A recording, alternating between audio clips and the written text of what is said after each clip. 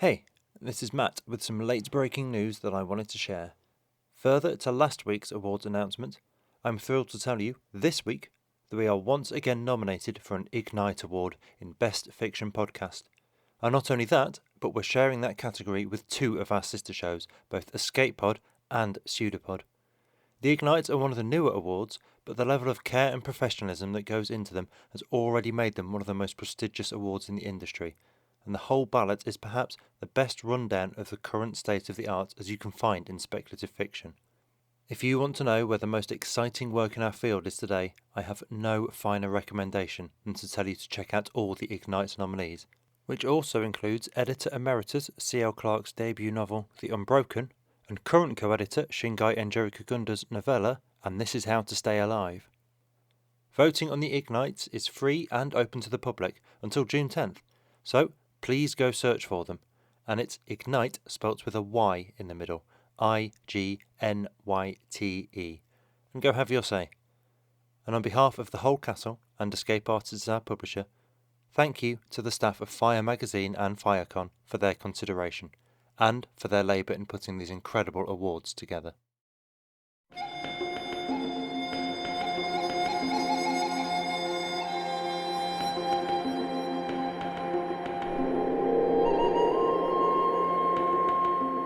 PodCastle, episode 732 for Tuesday the 26th of April 2022. Fire in His Eyes, Blood on His Teeth by R.S.A. Garcia, read by Omega Francis and rated R with a content warning for domestic abuse.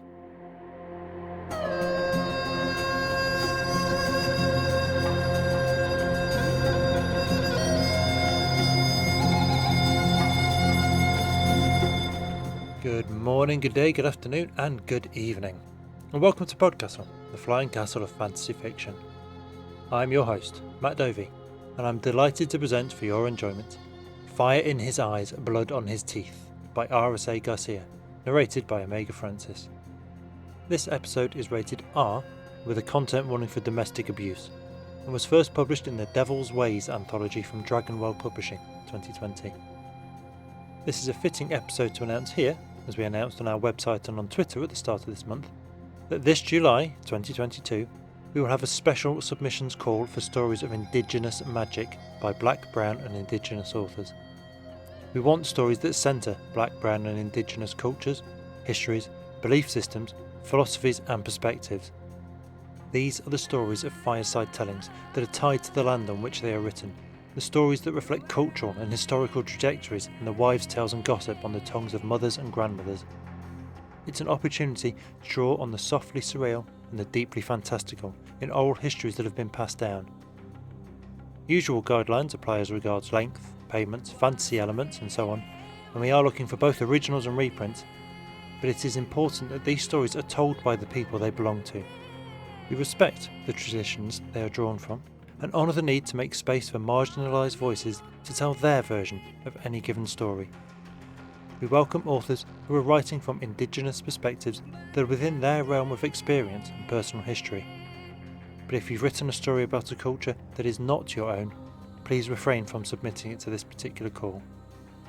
Submissions for this call will be open throughout the month of July 2022, and you can find out more information on our website at podcastle.org. We are very excited by this call and can't wait to see your stories, so please, if this sounds like the call for you, get writing and get ready to submit. And remember the most important rule: don't self-reject. And if you want an example of the sort of story we mean, well, today's is perfect.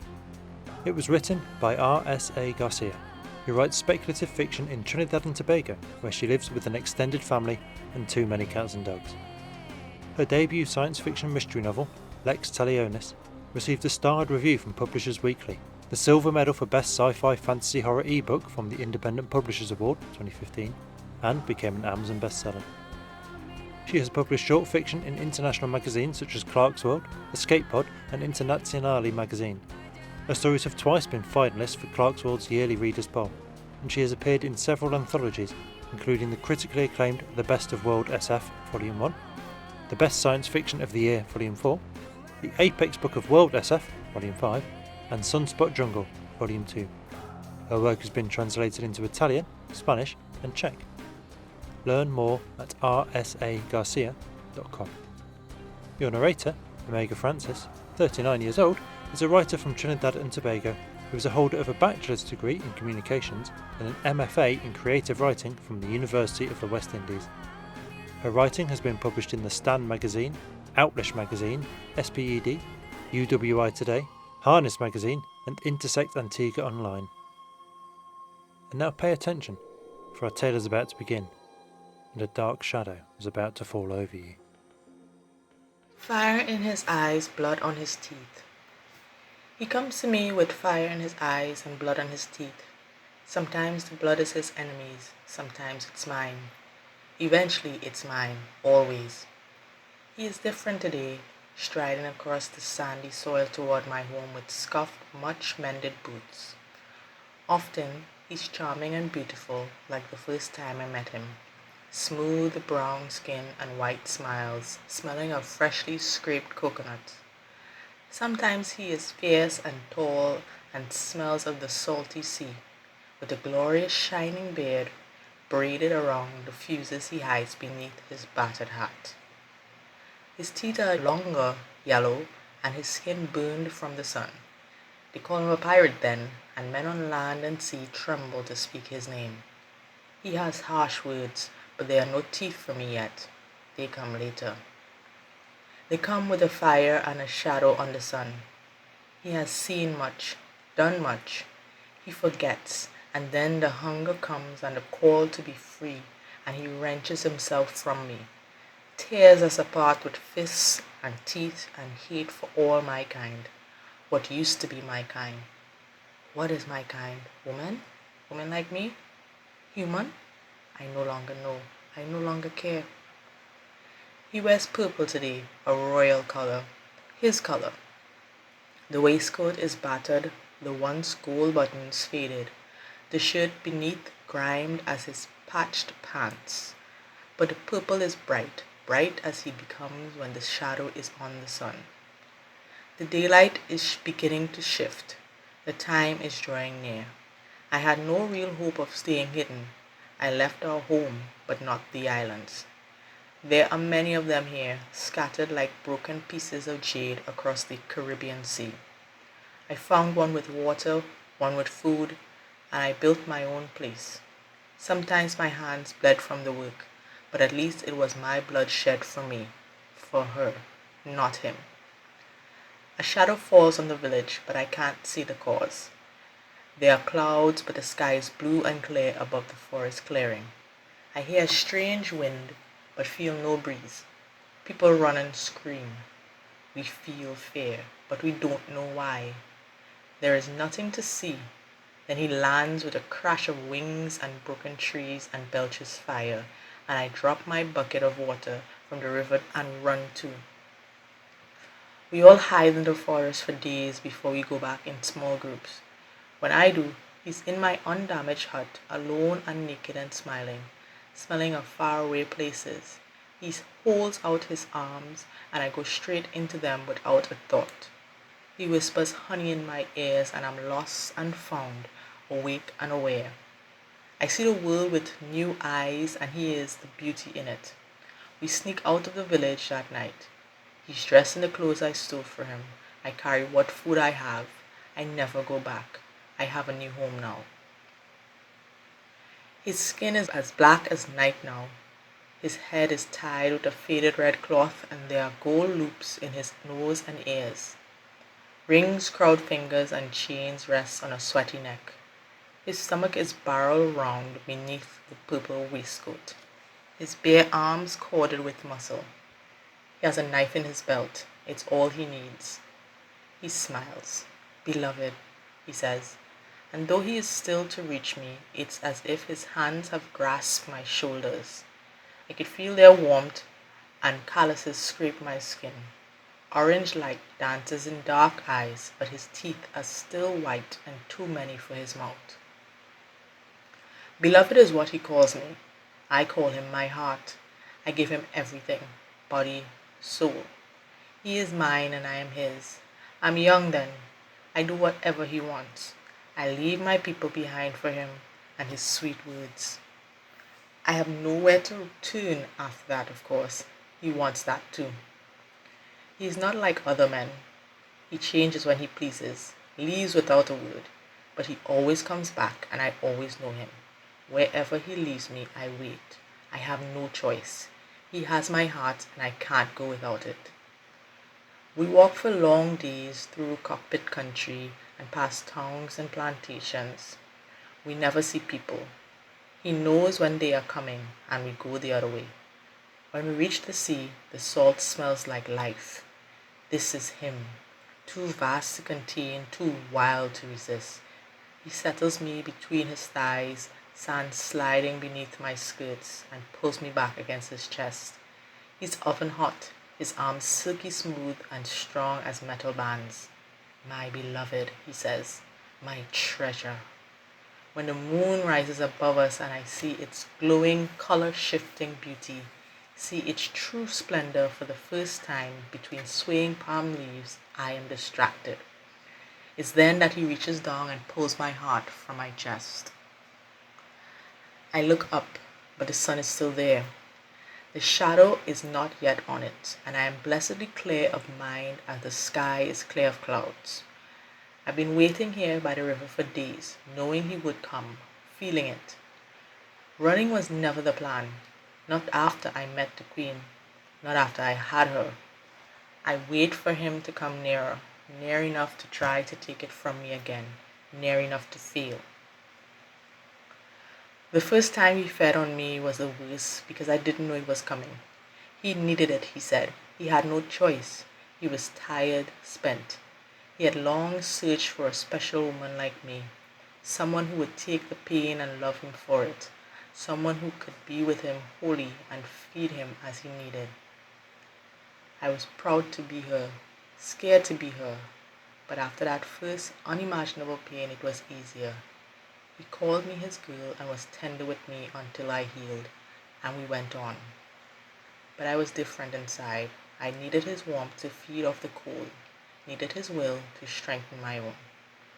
He went away for a while and came back with a fierce beard and a ship of his own. I was glad when he held out rough hands and I put my own in them. It had been unbearable without him, cold and lonely, empty and slow, the colors drained from the edges of things. I knew he'd come back when I saw the red of his teeth, but the tiniest bit of fear, the pain, dear God, the pain, tingled along my skin in the moments before he reached into my chest. The fear left me when he took my heart, but he knew it was there. Of course he did. After that, he locked my heart in a chest he kept in his cabin, and I had no fear at all, no matter what he did to me, no matter what I did for him. He smiles and speaks again, words that enchanted before, words that told me how beautiful I was, how incomparable I was, how special. Words that told me how ugly I was, words that told me how weak and clingy and boring I was, how lucky I was to have him, to have anyone. Words, words, words. When we are good together, we seldom speak. We don't need to. I know what he wants and I do it. He knows what I need and he gives it to me. Words are love and pain and everything hateful in between. Now they're a prelude to something I no longer need. Beloved, he says. No, I say to him, I'm not your beloved. I've loved you. You never loved me. Not the way I love her, not the way she deserves. The sea is our home. The sea is our life. I scheme with him, pillage with him, murder with him. I like the way colors leave people when they die, how they turn grey and small. I like the spill of blood, of gold, of rich cloths and glittering jewels. They are bright and alive in an otherwise drab world. I stab and shoot and laugh and fuck and feel nothing but euphoria. I have no fears and no hopes, no needs but him. I lose track of how long we stay this way, of the shapes he takes and forms he makes me wear. Sometimes I'm his first mate, sometimes his love, always his other half, always there. He doesn't care what others think, and neither do I. All we care about is the treasure we take and the need to feed. It doesn't happen often, but there's always a time when the moon is full and he forgets he loves me.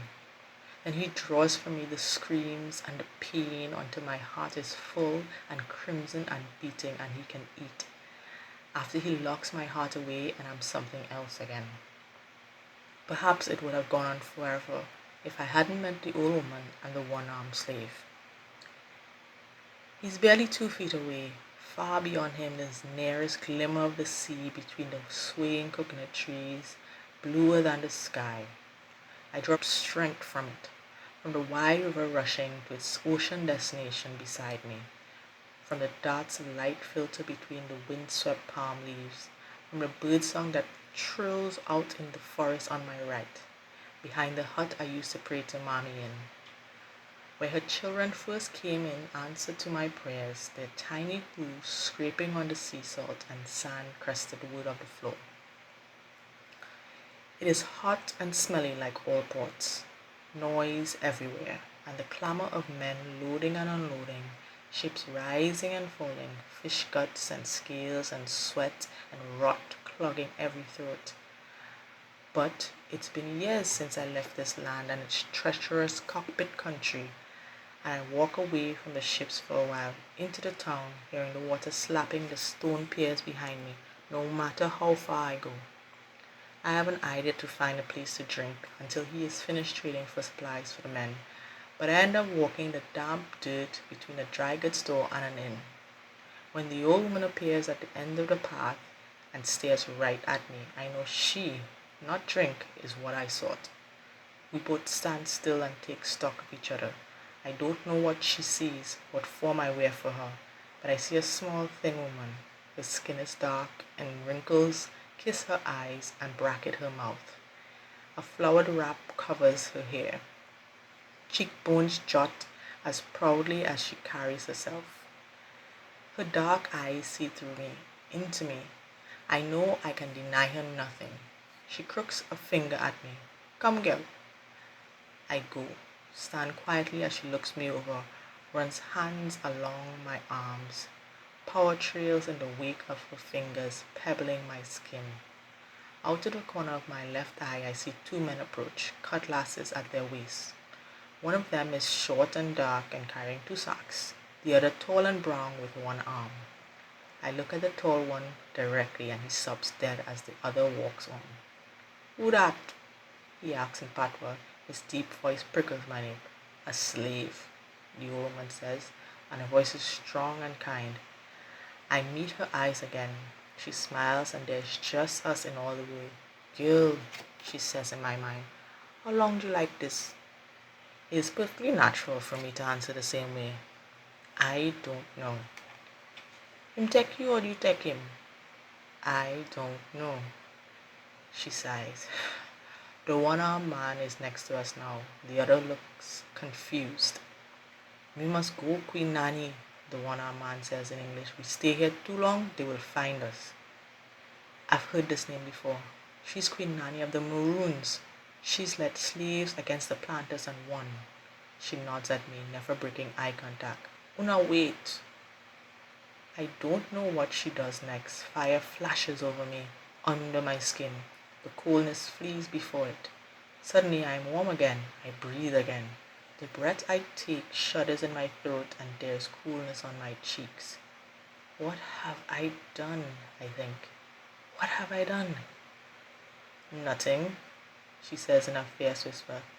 Him the one do it. Take it back, girl. Go take it back. I don't know how, I say, and for the first time in a long time I have thoughts. Thoughts of my own that I cannot escape from, questions and fear and so much else. I am free, I sense, but only halfway. I can leave, but he will find me. The one-armed slave is more than he seems. I sense him the way I sense Queen Nanny. He draws closer now, and dark eyes narrow at me.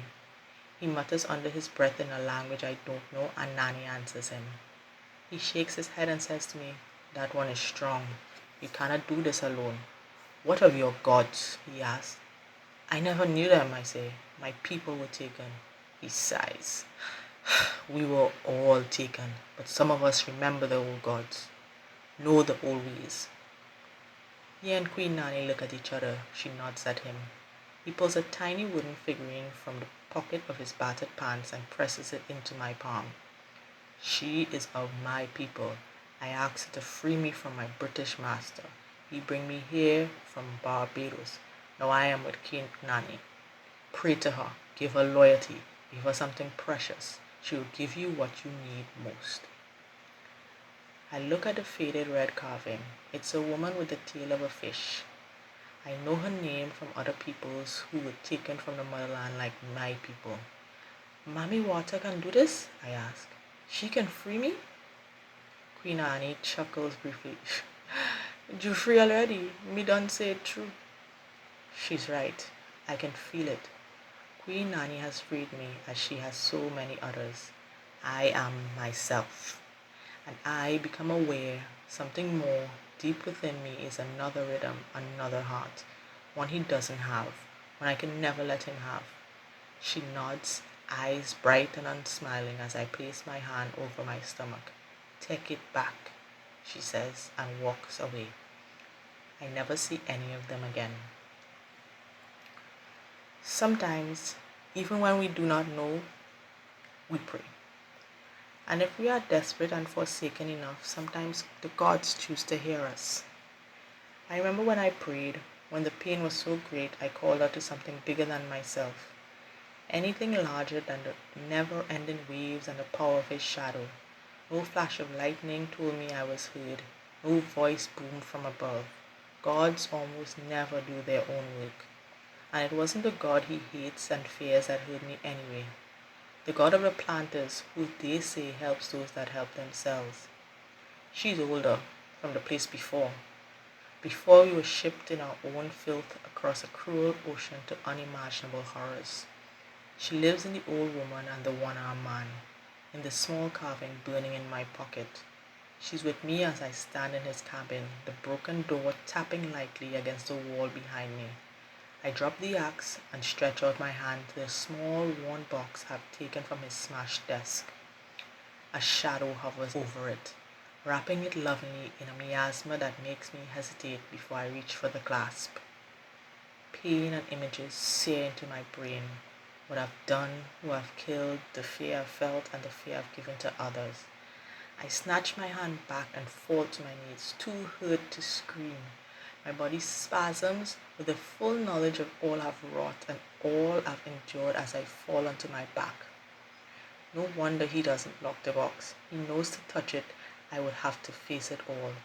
It's too much, far too much. I lie there and tears slip from me as I cradle my hand against my chest. I lie there until the pain recedes enough for me to breathe again. To feel the tiny, steady beat deep inside myself. A faint pulse of life that isn't tainted, that isn't part of the past and the world we've made. It belongs here in this land the way he does not. I hear voices shouting and I know the crew has heard the crashing and I have only moments to decide. Moments to choose between a life without pain and one filled with knowledge and regret, and only a tiny spark of hope I carry inside. There's no contest in the end. My fingers are sliced to the bone as I reach through my own darkness to touch the clasp. My head swells with agony as I flip the lid back on a scream, but I close bloody palms around the fetid lump inside as Mommy burns against my thigh. A good burn that reminds me not all pain is death. Pain also reminds us we are still here, still alive, still fighting what would bury us beneath the violence and the hate and the blood. All gods, it seems, like to help those that help themselves. You've never loved me, I repeat. The flames in his eyes dance and I know that expression well. The "you know you don't mean this" curve of his lips. I mean it as I meant it the day I walked back to the ship, Mommy in my hand, and broke into his cabin. I took my battered, shriveled heart and I left without looking back. I did it for her because she couldn't be me. I wouldn't let her. The whole time I knew he would come. He would have to feed sooner or later, and she was between us, a thread ever tightening leading him to us. So I prayed, and one day when the feeding time drew near, I sacrificed the only thing I had left, my only real treasure. And Mommy answered. She heard and she answered and she sent her children. We are done, I say to him now. His head slips sideways and he looks at me as if from one eye. He sucks air between his teeth.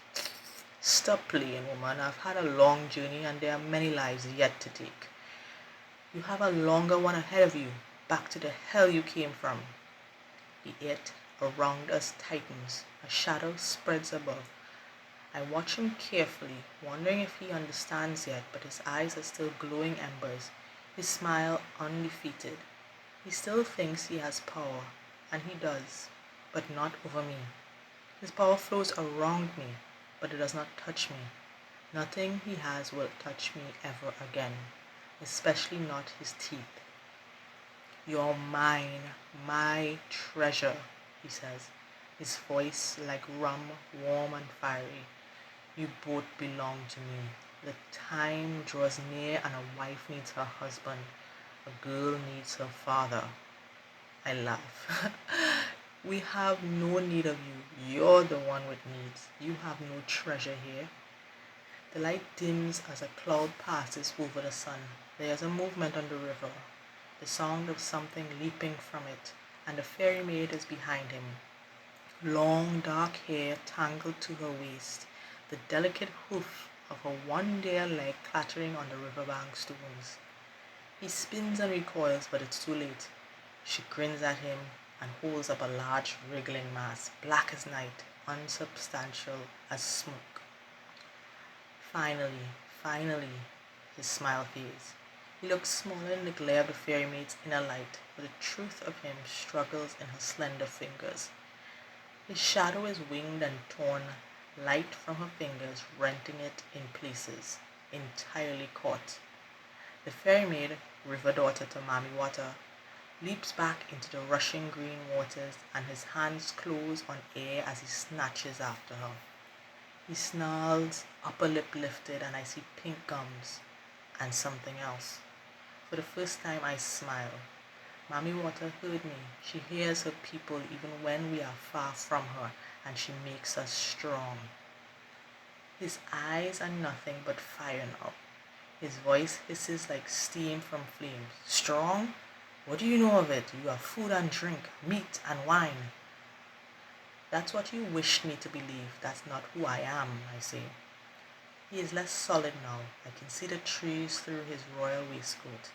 The sun comes out, and the ground behind him welcomes its light, with only the shadow of the trees above to disturb it. Silvery laughter rises from the swirling river beside us. A dark shape ripples beneath the waves, violet and pristine, caught in its watery binding. I am myself, Mami Water's servant, my daughter's mother. I am my own treasure, and I don't need you. We don't need you. I advance on him as the river roils, and he takes a step backward, his eyes the scorching craters of volcanoes. I see the moment he knows is true, the moment he turns his gaze to the water and watches the darkness in it wash away towards the sea. His roar shakes the ground. It waits for you, I say gently, in the fires you were born to. You have no place in this world anymore. His broad nostrils flare as he scents me, scents what's missing, what he expected to find after I stole it back, what's no longer there. Your heart. It was damaged and withered, but Mommy accepted it, I say, a worthy sacrifice for my daughter's future and your destruction. The river is placid again, and the thing I once loved stumbles and then rights himself. He's a shade now, grey and colourless. I look up and see the first dark edge of a disk touch the sun. It's time, his time, and it's too late for him to feed. He bears rotted teeth. My daughter, she is my daughter, I say, and my voice is fierce, fierce as the sea. She'll grow safe and happy, far from you. She's not yours to feed on. We are not your food, not your slaves. No one will ever be your slave again. And like that, it's done. The words are said and cannot be unsaid, will never be unsaid.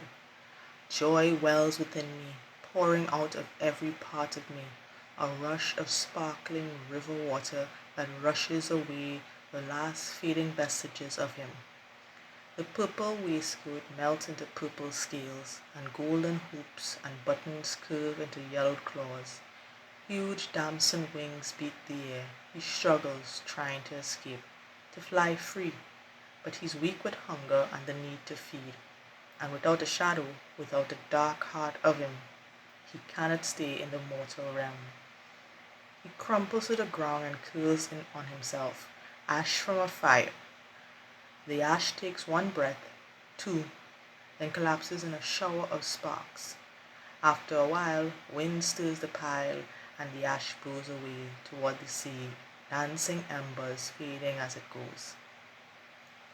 I sit by the river, suddenly too weary to stand, and watch the water flow for what feels like hours.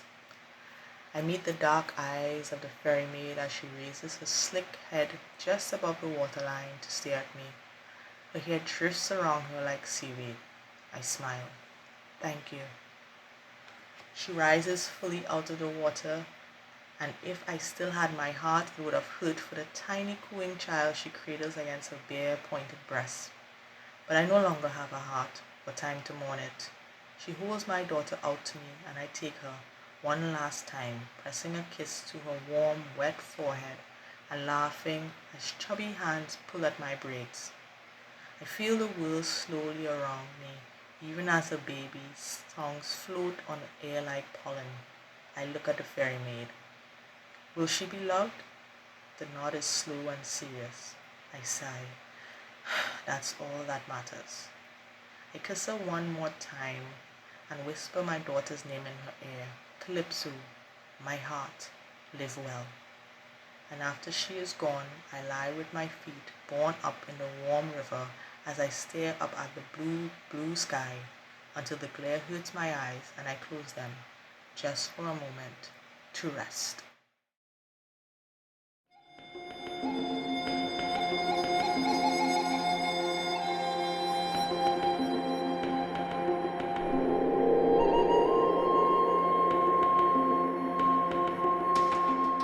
And welcome back. RSA sent us these notes on the story.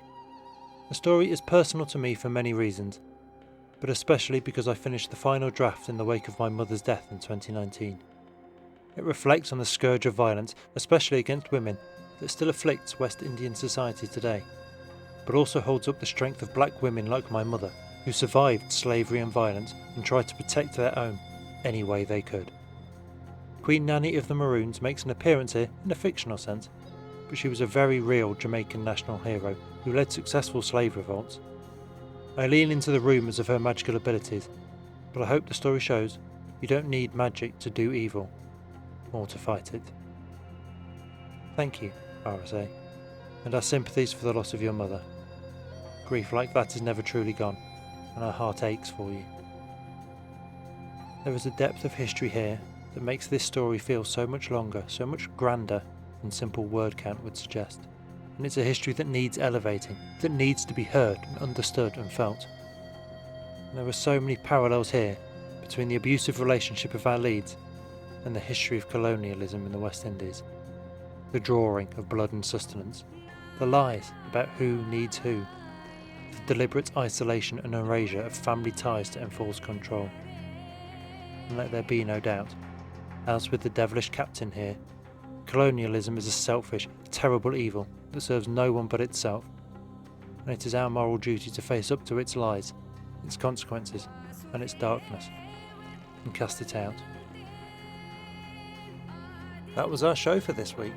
On behalf of everyone at PodCastle, your co-editors Shingai Njeri Kagunda and Eleanor R. Wood, your assistant editor Sophia Barker and audio engineer Peter Adrian Berafesh, forum moderator Ossicat, and our many wonderful first readers, Tierney Bailey, Aidan Doyle, Amelia Harrington, Kai Hudson, Craig Jackson, Devon Martin, Julia Patt, Hamilton Perez, Sri Kripa Krishna Prasad, Zeev Wheaties and Caitlin Zavanovich, and myself, Matt Dovey.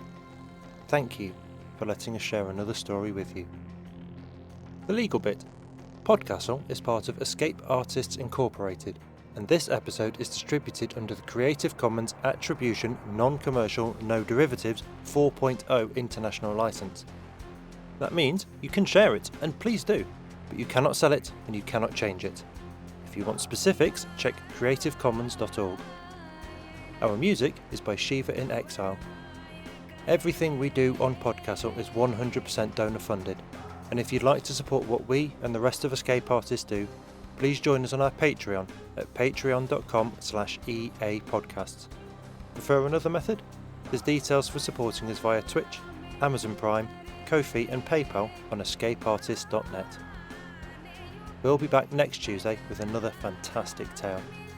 In the meantime, you might care to check out our sister podcasts, Escape Pod for science fiction, Pseudopod for horror, and Cast of Wonders for YA speculative fiction.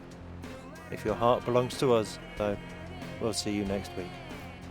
Be safe and be kind.